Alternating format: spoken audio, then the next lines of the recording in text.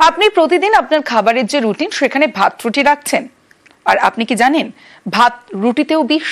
বিস্ফোরক তথ্য দিচ্ছে যাদবপুরের গবেষণায়। গবেষকদের দাবি ফসলে মিশছে ক্যাডমিয়ামের মতো ধাতু, যা শরীরে গেলে বিকল হতে পারে কিডনি, ক্ষয়ে যেতে পারে হাড়, এমনকি মৃত্যু পর্যন্ত হতে পারে।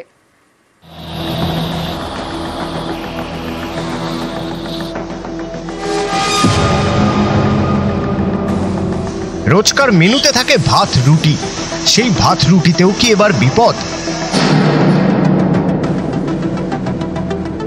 যাদবপুর বিশ্ববিদ্যালয় স্কুল অফ এনভায়রনমেন্টাল স্টাডিজ এদের গবেষণায় উঠে এসেছে চাঞ্চল্যকর তথ্য।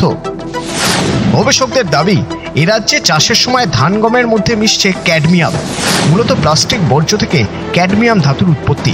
চাষের জন্য ব্যবহৃত সার এবং জলের মাধ্যমেও মাটিতে ক্যাডমিয়াম মেশে সেখানে চাষ করলে ফসলে ঢোকে ক্যাডমিয়াম, যা মানুষের শরীরে গেলে বিপদ।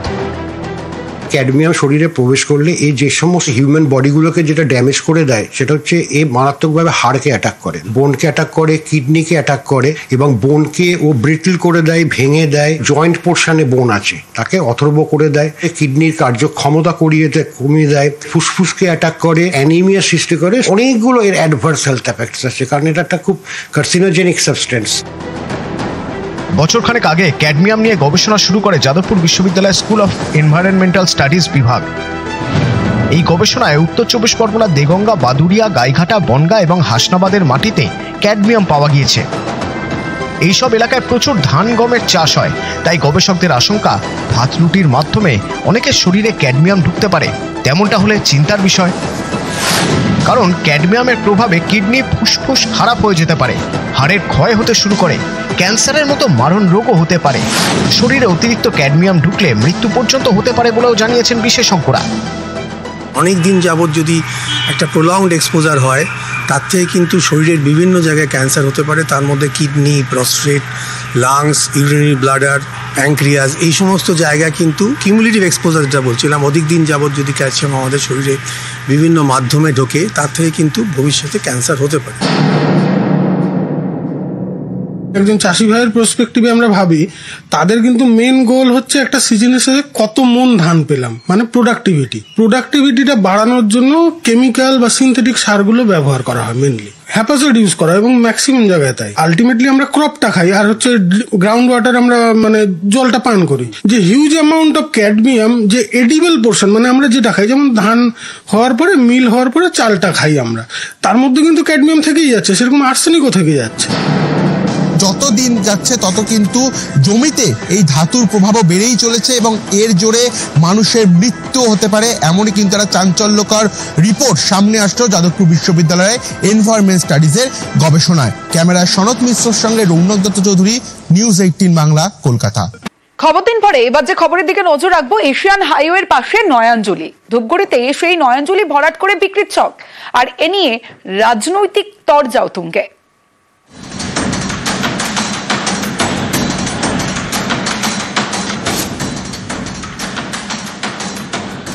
রাস্তার পাশে নয়াঞ্জলি, বালি ফেলে সেই নয়াঞ্জলি এবার ভরাট করে দেওয়া হয়েছে। জলপাইগুড়ির ধূপগুড়ি, এখানকার সাপুয়াছড়া 2 নম্বর গ্রাম পঞ্চায়েতের ঠাকুরপাট এলাকা দিয়ে গিয়েছে 48 নম্বর এশিয়ান হাইওয়ে। এই রাস্তার পাশে নয়াঞ্জলি, এলাকার জল নিকাশির বড় ভরসা। সেই নয়াঞ্জলি ভরাট করে দেওয়া হয়েছে, এরপর চড়া দামে বিক্রির ছক। স্থানীয়দের অভিযোগ, এক শ্রেণীর জমি কারবারি দিনের পর দিন নয়াঞ্জলি জলাজমি ভরাট করছে, কিন্তু দেখার কেউ নেই। নয়াঞ্জলিকে ভরাট করে এভাবে কিন্তু ওনারা জমিটাকে দখল করার বা বেচার চক্রান্ত করছেন, কারণ না কারণ মদত আছে। আমরা চাই অবিলম্বে সরকারকে এই ব্যাপারটা দেখা উচিত, নাহলে কোথাও না কোথাও আপনার পরিবেশের ক্ষতি হবে। ধূপগুড়িতে পিডব্লিউডির জায়গা, জেলা পরিষদের জায়গা, এইভাবে দিনে দুপুরে সেখানে বালি ফেলে সেটা ভরাট হয়ে যায়। আজকে সারা ধূপগুড়ির অনেক জায়গা, সরকারি জায়গা দখল হয়ে গেছে, কারবারি রয়েছে, জমি কারবারি তাদের কাছে হস্তান্তর হয়ে যায়। তো এই ধরনের যারা সরকারি জায়গা দখল করে নিচ্ছে তাদের বিরুদ্ধে কোনো আইনের ব্যবস্থা বরখাস্ত করা হবে না। বিএলও সাহেব, আইসি সাহেব দেখছেন, এবং এই ধরনের যে কোনো অবৈধ যে কাজের সাথে যেই যুক্ত থাকুক না কেন পুলিশ করা পদক্ষেপ। ঘোলাটা আপনারা দেখেছেন, ফোন করা হয়েছে, এফআইআর হয়েছে, এবং আরও 2-4টা যারা লুকিয়ে করছে, পুলিশ আরও অ্যাক্টিভ হবে। জলপাইগুড়িতে ধূপগুড়ি স্টেশন রোড, এখান দিয়েও গিয়েছে 48 নম্বর এশিয়ান হাইওয়ে। সম্প্রতি এখানেও নয়াঞ্জলি ভরাটের অভিযোগ ওঠে। নিউজ 18 বাংলায় সেই খবর দেখানোর পর তৎপর হয় প্রশাসন। আর্থ মুভার নামিয়ে নয়াঞ্জলি থেকে তোলা হয় বালি। সেই জলপাইগুড়িতে আবারও নয়াঞ্জলি ভরাট। ধূপগুড়ি থেকে Rocky Chowdhury, news 18 Bangla.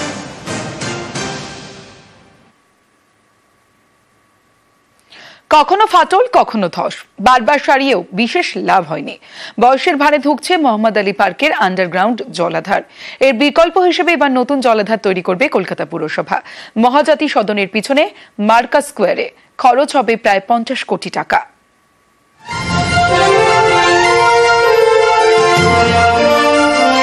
Mohammad Ali park, এখানেই ব্রিটিশ আমলে তৈরি মাটির নিচে জলাধার। তার বুকে এখন ফাটল আর ধসের ক্ষত। তাই বিকল্প জলাধার তৈরির সিদ্ধান্ত নিয়েছে কলকাতা পুরসভা। নতুন এই জলাধার তৈরি হবে মহাজাতি সদনের পেছনে মার্কাস স্কোয়ারে। খরচ হবে 50 কোটি টাকা।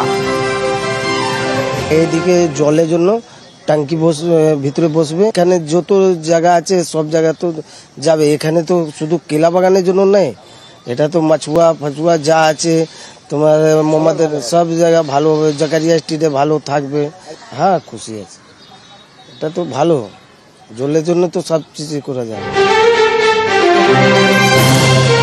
মোহাম্মদ আলী পার্কের রিজার্ভারের জল ধারণ ক্ষমতা প্রায় 40 লক্ষ গ্যালন।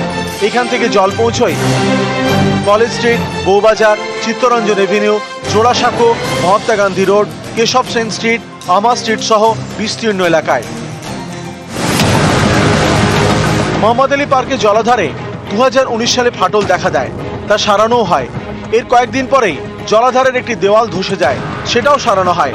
এরপর থেকেই পার্কের মাঠ বন্ধ।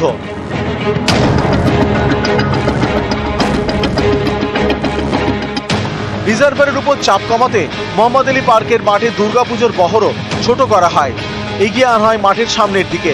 স্থানীয়দের দাবি এই জলাধারটি পুরোপুরি সংস্কার করা হোক, ফিরুক আগের চেহারায়। এখানে একটা বড় পুজো হতো, সেই পুজোটা চলে গেছে বাইরে। আমরা ছোটবেলা থেকে দেখছি বাচ্চারা খেলাধুলা করতো, মহিলারা সকালে হাঁটতো, বয়স্ক ব্যক্তিরা সকালে হাঁটাহাঁটি করতো, পুরোটাই বন্ধ।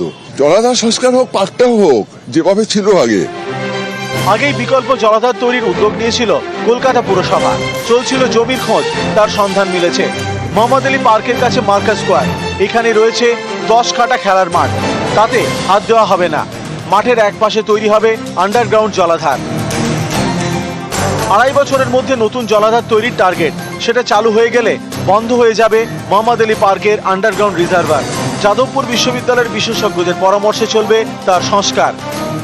কিছুটা অসুবিধা ছিল, একটা খেলার মাঠ যেটা মার্কেস স্কোয়ারে, সেখানে ওটা ওদের সাথে কথা বলে বুঝিয়ে ওই কাজটা শুরু হয়ে গেছে। ওইটা শুরু হয়ে গেলে তখন আমরা জল তো বন্ধ করা যাবে না, ওখানে জলাশয় থেকে জল দিয়ে এটাকে তখন বন্ধ করে এটাকে রিপেয়ার করবো।